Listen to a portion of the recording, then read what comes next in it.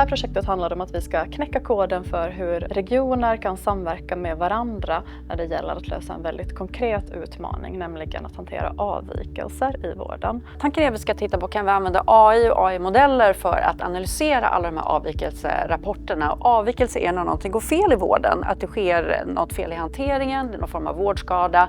Och det här är viktig data, för att om vi kan hitta mönster i den och dela den mellan regioner så kan vi få ett bättre system för patienter och öka patientsäkerheten, men också minska administrationen.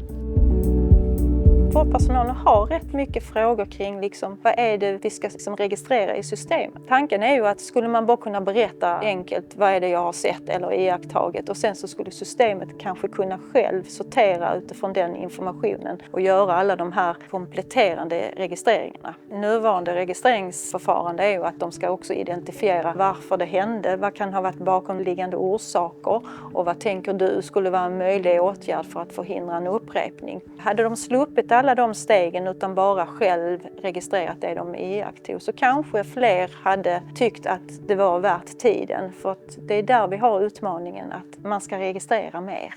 Det är både talad och det är skriven text som vi hanterar dagligen i våra system i vården, och AI har ju en jättestor potential nu. I och med att AI kan förstå det här ostrukturerade fritexten som vi hanterar så mycket, så har vi så stor potential att dra nytta av den här datan då som vi samlar på olika sätt. Dels kan AI strukturera den på olika sätt så som vi kanske människor normalt sett hade strukturerat. Nu har AI kapaciteten att göra detta åt oss, vilket är en jättestor möjlighet i hur vi att skapa analys och liknande saker för att utveckla vår verksamhet, men också för att hjälpa oss i vårdadministration och liknande uppgifter. Det här är ju ett roligt samarbetsprojekt som vi har, där vi är flera regioner och även andra aktörer som jobbar tillsammans för att lösa den här frågan, och vi kanske når i slutändan att vi kan dela data mellan regioner också. Och där har vi ganska stora utmaningar, men vi jobbar stenhårt och vi hoppas på att vi i slutändan ska nå fram. Där projektet tar slut kommer vi nog behöva involvera industrin för att bygga fungerande produkter av det här som vi kan använda på riktigt ute i verksamheten. Det är viktigt för att vården kan inte göra allting själva. Där är inte resurser till det. Men det är också viktigt åt andra hållet. För att industrin ska förstå behovet inifrån sjukvården så behövs det att man möts och att man diskuterar, och så kan vi få produkter ute i industrin som motsvarar det som sjukvården behöver. Målsättningen med det här projektet, det är ju dels att vi ska kunna stärka patientsäkerheten och visa hur AI kan användas för det.